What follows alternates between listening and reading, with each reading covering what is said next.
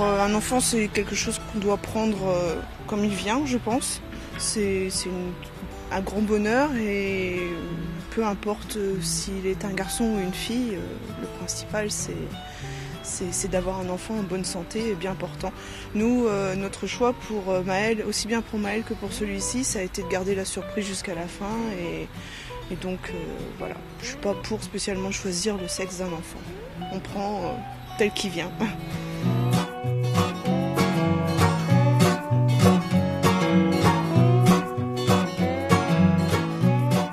Concernant les dépistages, pour ma part, je suis assez d'accord sur le fait qu'il y ait des dépistages qui soient faits pendant la grossesse, puisque clairement, de savoir qu'on peut avoir un enfant handicapé, il faut pouvoir gérer par la suite, et c'est pas forcément évident pour des parents de devoir gérer un handicap. Donc je pense que c'est quand même pas plus mal d'avoir le choix de décider d'élever un enfant handicapé ou pas. De toute façon, s'il était trisomique, j'étais d'accord avec mon mari pour le garder. Mais trop de tests, je pense que on n'a plus plaisir pour la maternité. Parce que déjà, c'est beaucoup ce qu'on fait maintenant.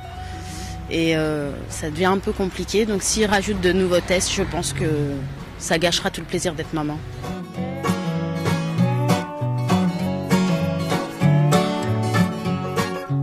Je pense que c'est une erreur. On ne doit pas forcément tout contrôler. Demander une césarienne, c'est une erreur. Pourquoi demander une césarienne alors qu'on peut mettre au monde son bébé naturellement?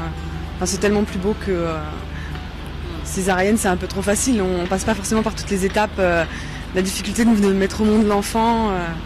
Voilà. Alors la césarienne, je dirais aussi peut-être par rapport à des problèmes psychologiques, puisque c'est psychologique un accouchement quand même. Et peut-être que certaines femmes ne supportent pas le fait de devoir mettre un enfant au monde par voie basse. Donc après là, oui, je serais plutôt pour.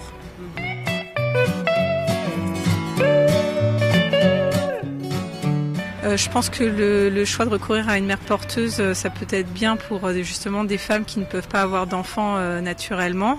Par contre, je pense que c'est quelque chose qui devrait être conditionné avec des règles à respecter, puisque sinon, je pense que ça pourrait être vite du grand n'importe quoi. Donc ça devrait être réservé à un certain type de personnes comme les femmes nées sans utérus ou tout simplement qui sont problème de stérilité tout court.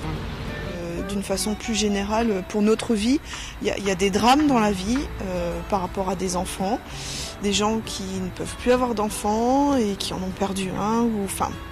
Et dans ce cas, la mère porteuse, elle peut vraiment être salvatrice, quoi. J'imagine très mal quelqu'un qui a perdu un enfant et qui pourrait ne plus avoir d'enfant. Ce serait dramatique.